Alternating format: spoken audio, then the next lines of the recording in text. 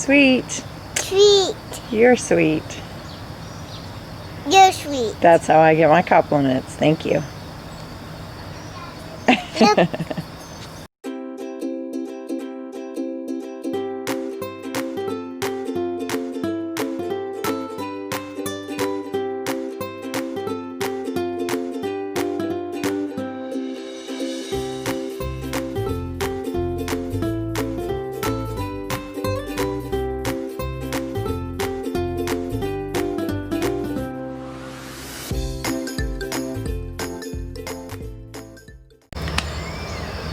Good morning, guys.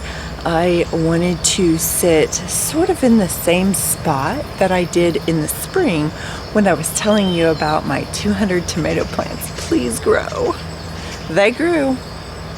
Let me tell you exactly what happened with my 200 tomato plants this year. I got them in there and they started growing really well. These colorful poles put in, and the plan was to run a guideline at the top, and each of the plants would have its own string dropping down around it.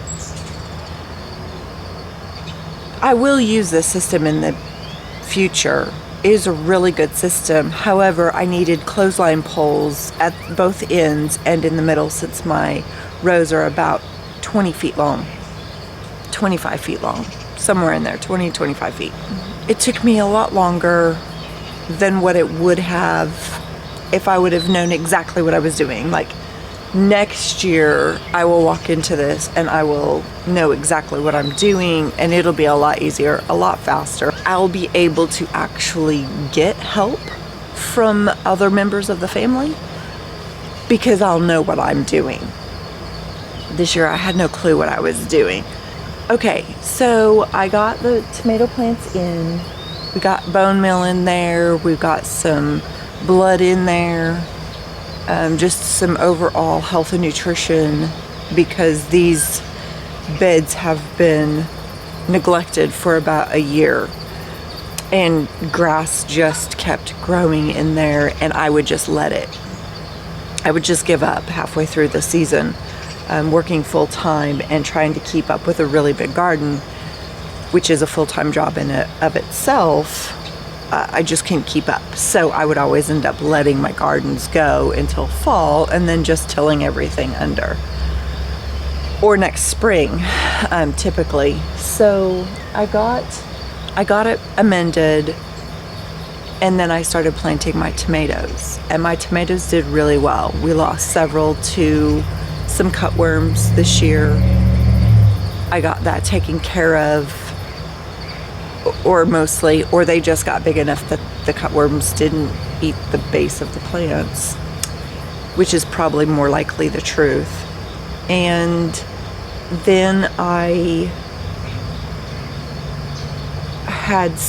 didn't even have issues with blossom end rot this year. I'm trying to think back if I had issues with blossom end rot this year. I don't think I did. I don't remember going, oh man, these are, not gonna do well. So I had no issues with that this year on this particular bed, and they started growing and they got really big, and I started pruning, which I've pruned in the past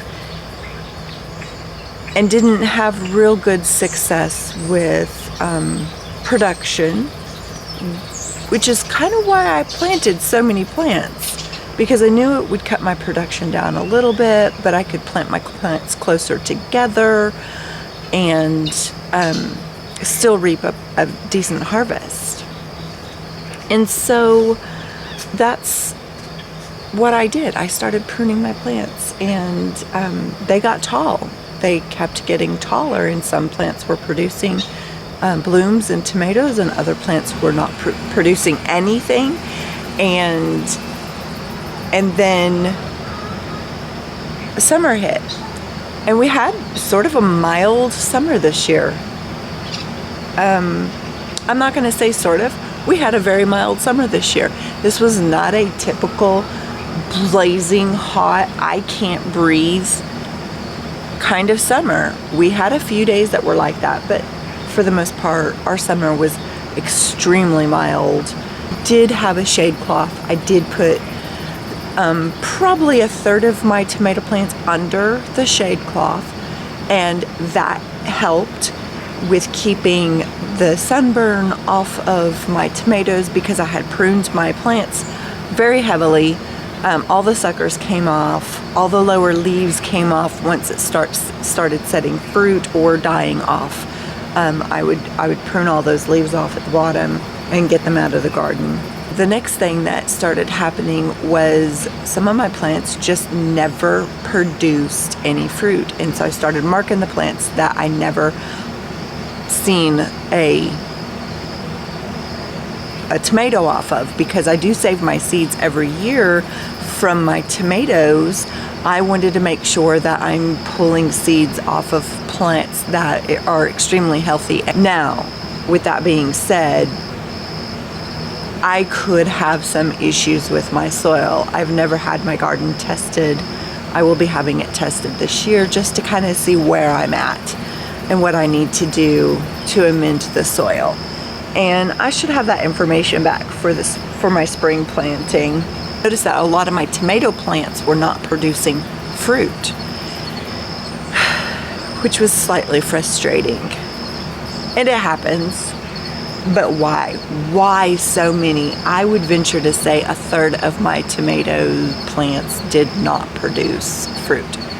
I don't know. I might have too much nitrogen in my soil. I may have planted them too closely. Even with the pruning, I planted them a foot apart within 2-foot rows. So I'm not really sure what the main cause or reason for some of my plants, so many of my plants, to not produce fruit. I picked a little over 100 pounds of tomatoes off of my plants this year. Now it's 100 pounds more than what I had to begin with, so I'm not complaining about that. I did expect a lot more than 100 pounds of tomatoes off of these plants. I expected to have so many tomatoes off of these plants that I was going to be extremely overwhelmed and not being able to keep up with just the tomatoes. That wasn't the case. So I'm getting ready we're going to start pulling all of these tomatoes out of this area, and I'm going to rake the ground smooth and flat. I will be adding bone meal to the soil and getting it ready for my fall plots and gardens. Okay, so I'm pulling out all of these tomatoes over here. Yeah, and because nematodes have been eating them. Say it again, Emma. Nematodes. Yep, say it. Nematodes. Nematodes have been they've affected our plants, and that's the reason why we haven't gotten a very good harvest this year.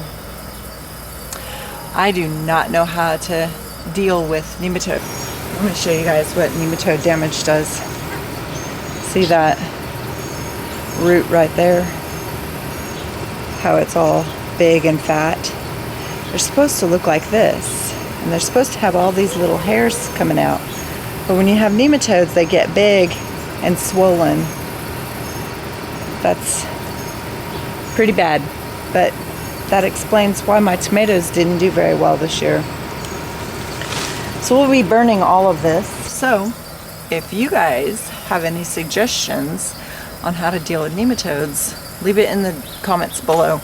I know marigolds, but this is a really large space to be planting a whole bunch of marigolds in. So yeah, if you guys have any ideas, let me know.